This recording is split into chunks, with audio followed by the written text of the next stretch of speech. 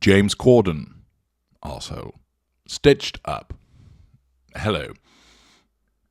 I'm H.G. Tudor. The world of celebrity and famous and infamous people provide me with an opportunity to put real-life examples of narcissists and the narcissist dynamic in front of you. I have well over 3,400 videos, and amongst them you'll find what I would call videos about pure narcissism, where I take, for instance, silent treatments and explain to you what they are and why we use them.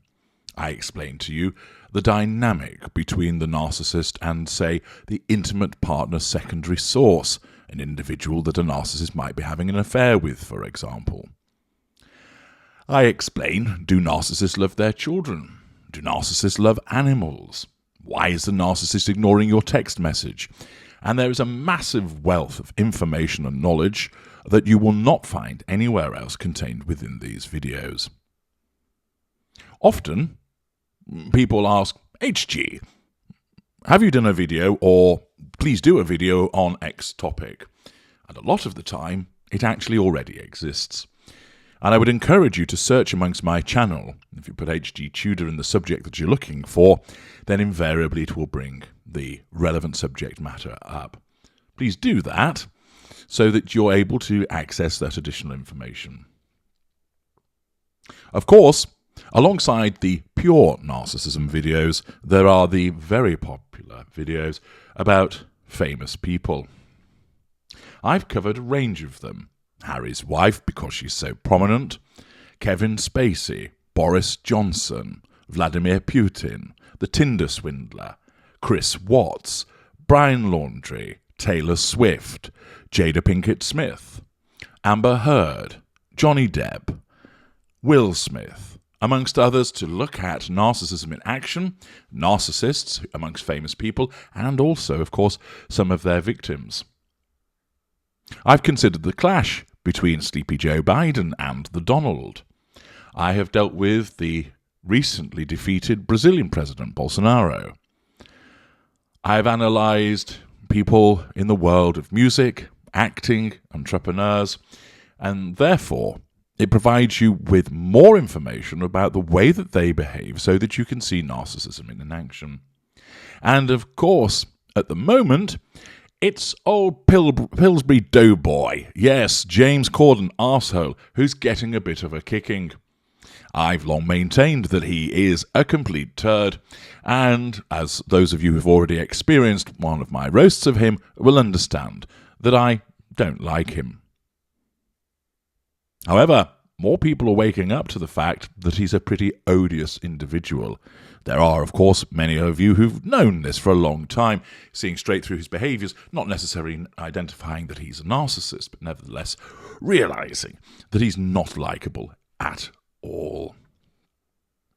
Of course, there have been various comments about him as of late, and it's kind of open season on old fat boy, because the Mail Online jumps in again with an article by Martin Robinson telling us how James Corden, arsehole, was accused of copying great British baking show host Noel Fielding's 2010 whisper joke on the Late Late Show in 2017, as he faces fallout for using Ricky Gervais's gag word for word. Yes, now that he's been exposed and media sentiment is, yes, he's fair game, let's all stick the knife in on him, then repeated incidences of his poor behaviour are being highlighted.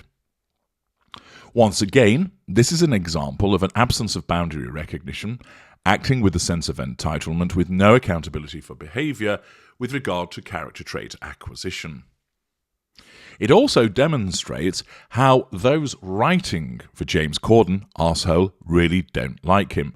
And of course, those individuals won't, because they have a near daily exposure to his tantruming, his diva-like behaviour, the me, and shitting on others around him whilst he thinks the sun shines out of his backside. They, of course, have therefore looked to stitch him up by causing him to repeat gags that belong to other people. And, Of course, because there is no favour from them towards him, based upon the way that he treats people, he finds himself coming unstuck by virtue of this character trait acquisition, which is later exposed. If Corden was likeable, if he wasn't such an arsehole, then of course the writers wouldn't do this in the first place. And even if it happened inadvertently, as he claims was the case with regard to Ricky Gervais's joke, then of course people would give him a pass. But these things happen. Sometimes someone might mistakenly repeat a gag, not realising that it belongs to somebody else. But with Corden, arsehole, he's unlikable, and therefore it's a great opportunity for those people to give him a shoeing. What does the Daily Mail tell us? Comedian Noel Fielding accused James Corden, arsehole, of using my material on the Late Late Show 5 years ago, Mail Online can reveal today. So, of course, narcissists invariably do bring up the past to control the now, but where you are an unlikable narcissist, the past can be brought up to give you a shoeing also. The Great British Bake Off and Mighty Boosh star tweeted the allegation when a fan claimed Mr. Corden, arsehole, totally stole his joke about distancing an armed robber by whispering. It came as Ricky Gervais pointed the finger at James Corden, arsehole's writers, after the Late Late Show host used one of his gags almost word for word on US TV on Halloween, amid speculation one of his team fucked him over. On stage at the Just for Laughs festival in Montreal in 2010, Mr. Fielding sent the audience into hysterics when he suggested the best way to put off a thief in London is to whisper, "Oi, mate," because the rules mean they will put down their blade and respond with a hushed tone, "What is it?" In December 2017, James Corden, arsehole, was interviewing Matthew Broderick. I wonder if Mr. Broderick was complaining about Harry's wife, character trait acquiring his outfit from Inspector Gadget at the service of booing. Mr. Broderick was describing being robbed. Mr. Corden, arsehole, said the best way to get out of being mugged is to whisper, "You're never going to believe what's happened." Mimicking an attacker lowering a weapon, he said, "Because they go like this." "What?" Adding, "And it gives you time. You just bawled."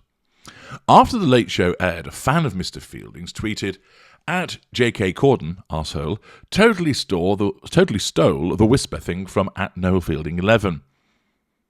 Mr. Fielding then replied, "Yes, I believe this is my material." Mail Online has asked Mr. Corden, arsehole, and Mr. Fielding to comment.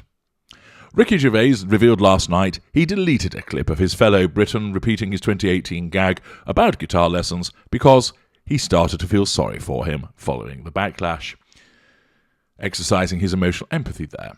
Gervais, who has a series of spats with the Gavin and Stacey creator over the years, including mocking him after he was banned by a New York restaurateur last month, even defended his fellow comedian after a Twitter user asked if Corden, arsehole, had asked permission to use the joke. He replied, "No, I reckon one of the writers came up with it for him. I doubt he would knowingly just copy such a famous stand-up routine word for word like that."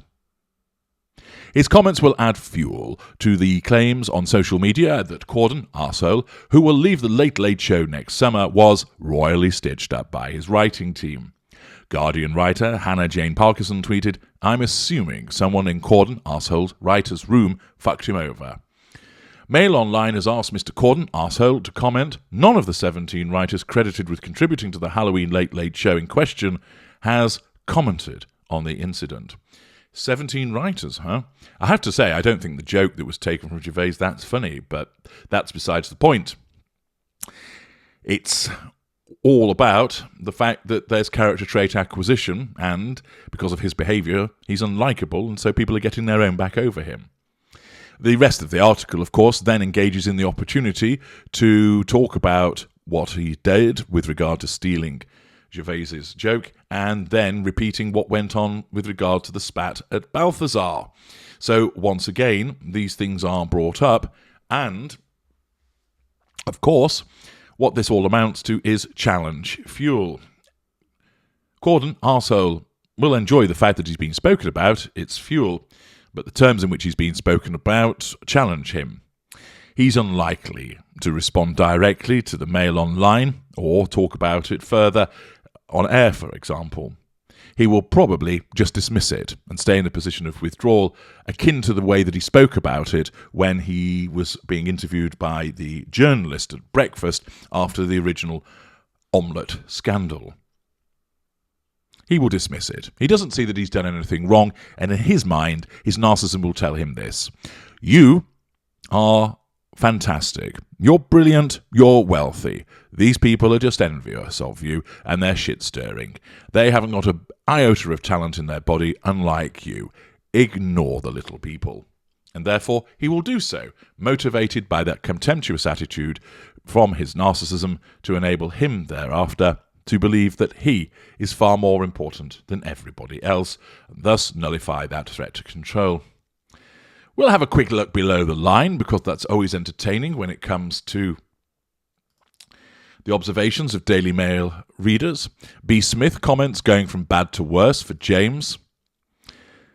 Money Honey, his happy chappy image is beginning to crumble. Never liked this guy.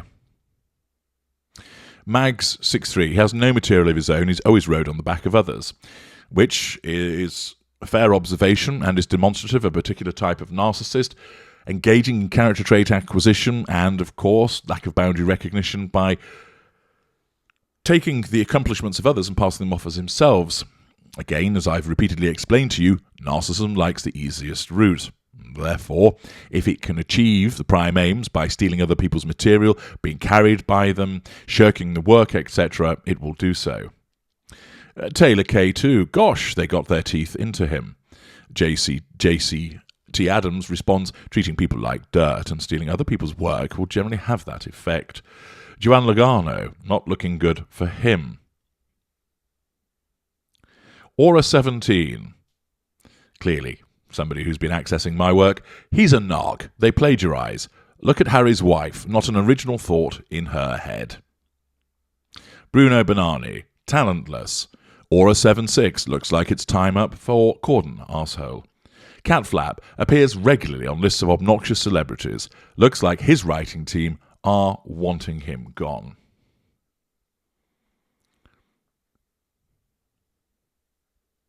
Penny Blossom, I bet he wishes he'd never complained about that omelette now. Actually, he won't, because he's not capable of such reflection. He won't think to himself, I shouldn't have said anything, look what's happened. He might say that to other people in order to elicit a sympathetic response from them by way of pity play, but he won't sit there and think to himself, I shouldn't have done that. Gerbil time. My question would be why someone gets paid $36 million as a supposed funny man when he needs a team of 17 writers, not 1 or 2 but 17 to produce his material. This just proves how talentless this arrogant bully really is indeed. Somebody else asks, listen more, plus why would a man who gets paid $36 million demand free drinks after finding a hair in his food? Does saving himself 20 quid mean that much to him? Or is he someone who's totally lost his grasp of reality? Well, listen more. It's a fair question, and it's one that often pops up, but it's not about the money. It's about the control. The fact is that the finding of a hair in his food suggests that this person isn't treating him seriously, that they're doing something against him. And because of that, it threatens his sense of control, with the consequence that his narcissism fires into action to cause him to do something to nullify the threat to control and, in certain instances, to punish the individual that is threatening that control. And therefore, he issues the demand for drinks. It's not about the money, it's not about the drinks, it's about what it represents. The assertion of control to nullify a threat to control. Many comments, all enjoying the fact that James Corden, arsehole, is getting a good shoeing in the media, and all identifying that they don't find him funny and they find him an arrogant, talentless bully.